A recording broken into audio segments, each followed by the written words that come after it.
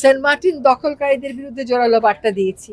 তখন তাকে এমন আক্রমণ করেছে সে পার্শ্ববর্তী থানায় দোতলায় গিয়ে আশ্রয় নিয়েছে। এর আগে যখন আপনি নক করেছিলেন তখন আমি লোক পাঠিয়েছিলাম। এই যে একটু আগেও ইউএনও বলছিল যে একদিন শীতের রাতে সে যখন এই মাটি কাটা বন্ধ করতে গেছে তখন তাকে এমন আক্রমণ করেছে সে পার্শ্ববর্তী থানায় দোতলায় গিয়ে আশ্রয় নিয়েছিল। তো এটা হচ্ছে সামাজিক প্রতিরোধের ব্যাপার। দ্বিতীয় হচ্ছে আমরা যারা সরকারে আছি আমাদের দায়িত্ব এটা বন্ধ করা।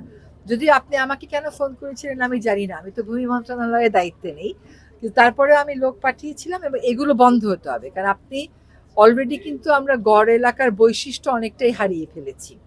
বিশেষ করে রাজকীয় পূর্বাচল হওয়ার ফলে যে গড় এলাকাটা ছিল ওটার যে প্রাকৃতিক আবেদন ছিল পুরোটাই কিন্তু প্রায় ধ্বংস।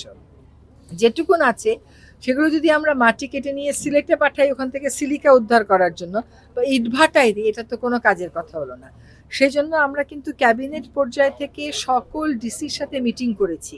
কারণ আপনি একা ফোন করেননি, বাংলাদেশের বিভিন্ন জায়গা থেকে ফোন, এই এখন ইটভাটার মৌসুম শুরু হবে, বিভিন্ন পাহাড়ি এলাকা থেকে ফোন শুরু হবে যে এখান থেকে পাহাড় কাটা হচ্ছে, ওখান থেকে টিলা কাটা হচ্ছে। আর এইগুলো কাজ করে হচ্ছে রাতের বেলা যখন প্রশাসন থাকে না। আর বেশ দুর্গম এলাকা হয়তো প্রশাসন যেতে যেতে দেখা যায় ক্ষতিটা আমাদের হয়েই গেল। সো ক্যাবিনেট থেকে কিন্তু এই কাজগুলো কমবে। আরেকটা কথা হচ্ছে জেলা প্রশাসকেরা যখন ইটভাটার লাইসেন্স দেন আইন অনুযায়ী মাটির উৎস কি বলতে হয়, সকলেই বলে রাখে পতিত জমি। তো বাংলাদেশে এত পতিত জমি কোথায় চিহ্নিত করে দিতে হবে যে অমুক জায়গার অমুক জমি থেকে আমি মাটি নেব। তাছাড়া কিন্তু এগুলা নানামুখী অপরাধ। তো আপনি যদি একটা রেগুলেশনের মধ্যে এনে প্রিভেন্টিভ মেজারে না যান, রিঅ্যাক্টিভ হয়ে এটাকে আপনি কন্ট্রোল করতে পারবেন না। দেখেন, এক হচ্ছে সেন্ট মার্টিন দখলকারীদের বিরুদ্ধে জোরালো বার্তা দিয়েছি।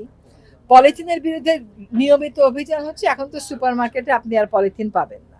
এখন আপনি একজন একজন করে নদী দূষণকারী ধরবেন, নাকি নদী যারা দূষণ করে তাদেরকে একটা সেন্ট্রাল ইটিপির আওতায় আনবেন, নাকি তাদেরকে কয়েকজনকে বন্ধ করে দেবেন? এই সবকটা অপশন নিয়ে আপনাকে কাজ করতে হবে।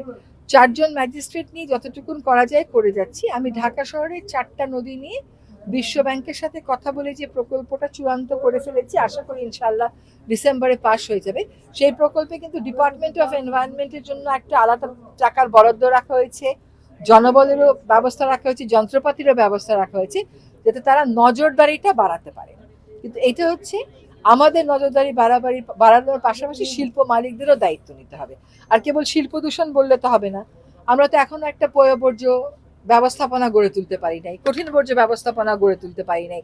তো আপনার কঠিন বর্জ্য ব্যবস্থাপনা, পয়ঃবর্জ্য ব্যবস্থাপনা, শিল্প দূষণ ব্যবস্থাপনা একসাথে যখন কাজ করবে তখনই আপনি নদীগুলোকে বাঁচাতে পারবেন। সেই উদ্দেশ্য করেই কিন্তু ওয়ার্ল্ড ব্যাংকের ওই প্রজেক্টে একটা কম্প্রিহেন্সিভ কভারেজ দিয়ে নেওয়া হয়েছে।